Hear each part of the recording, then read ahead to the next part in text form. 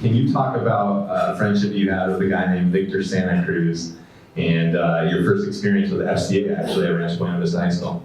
He was very active with FCA in high school, and he was one of the first people that I met that was really bold in his faith. But Victor and Josh Wright, they were two buddies, and Josh ended up playing football at Stanford, really challenged me, kind of led me a little bit, planted a seed. As I kind of went through high school, I really wasn't ready to jump in with both feet. But as I kind of went into adulthood, those guys always kind of stayed with me. So as many of you guys know, professional success, especially as a baseball player, can be tough, right? Because even if you get drafted, you have to pay your dues in the minor leagues before being called up to the majors. How did you persevere through that time, and what did you learn about yourself along that journey? You know, what's interesting is baseball was essentially my God at that point in time. But ironically is there was a chaplain, John Vedlette. He was always kind of on me in the best possible way and loving on me.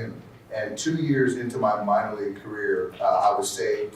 I will say that I thought my life was going to be changed, and it was kind of easy street the rest of the way. And so that just speaks to my naivete, and realize that I couldn't be further from perfect. And so as I'm playing baseball, in a relationship, you're kind of going up and down, and you're really trying to find your way. And then what, from that point, your faith slowly grew, right? It wasn't a quick process. It's still a process now, like it is for each one of us, right?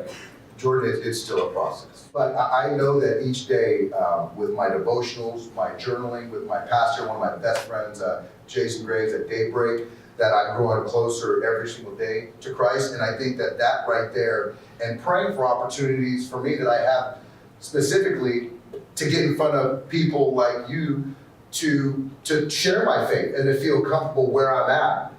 So Dave, you are pretty famous, as we talked about earlier, for that stolen base, bottom of the ninth, 2004, with the Game on the Line, series on the line. Take us through that moment. What was it like? What do you remember most about that special night?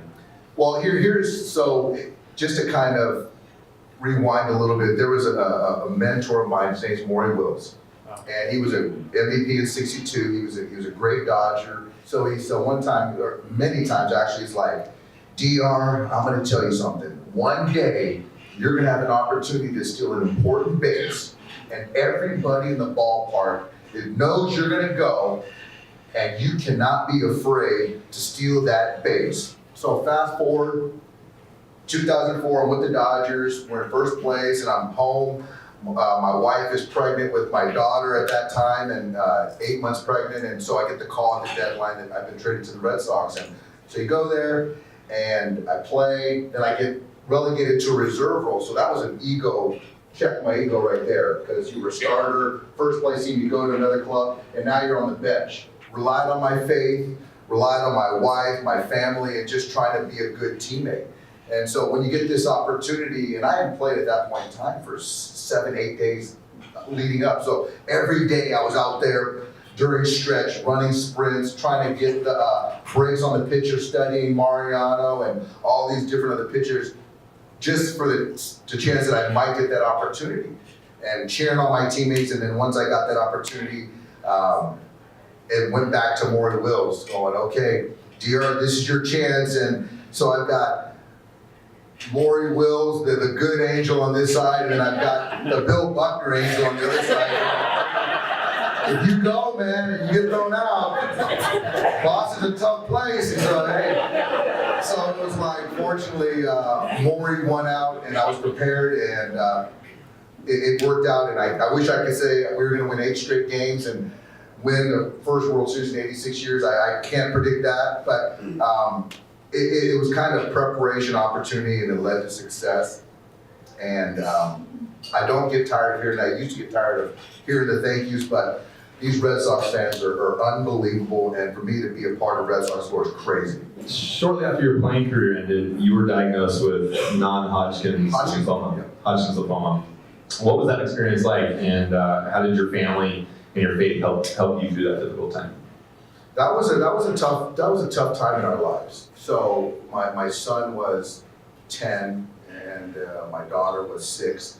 And so we tried to tell the kids the truth and be honest with the kids. And but at that time, when you hear cancer and you're not educated on it, it kind of equates to death, and it's really scary. But after that initial sort of emotion that you hear the news, and the hardest part was probably educating our kids on it, because after that it was in God's control. And I think that there was a real peace, and I thought we did a pretty good job of remaining steadfast and positive and faithful. And it touched our family in the sense of how the heck are they going through this? And we said many times, it was our faith. It was our faith in Jesus Christ. So you've been the manager of the Dodgers now for the past 3 seasons. You've seen tremendous success, right? Taking the team to back-to-back World Series. Other than doing your job and team success, which is obviously very important in your line of work, why do you feel like God has called you specifically to this position at this time and the platform that He's given you? With everything out there in the media, there's so much negativity, and I think that He's really equipping me with the tools and the boldness to share my faith. And I think that we're going to flip this sort of narrative with social media. There's so much positive, but there can be some negative things, especially in the sports world, where I just feel like a real calling to be more bold going forward in my faith. And I just feel that He's put me in this position to do that. I really do. And I pray for opportunities to help the needy, the people that are sick, the youth, educate people on certain things. And so the more I pray intentionally about surrounding myself and educating myself with around the right people, with the right people, just He's blessing with opportunities. It's crazy, and it's real, it's happening.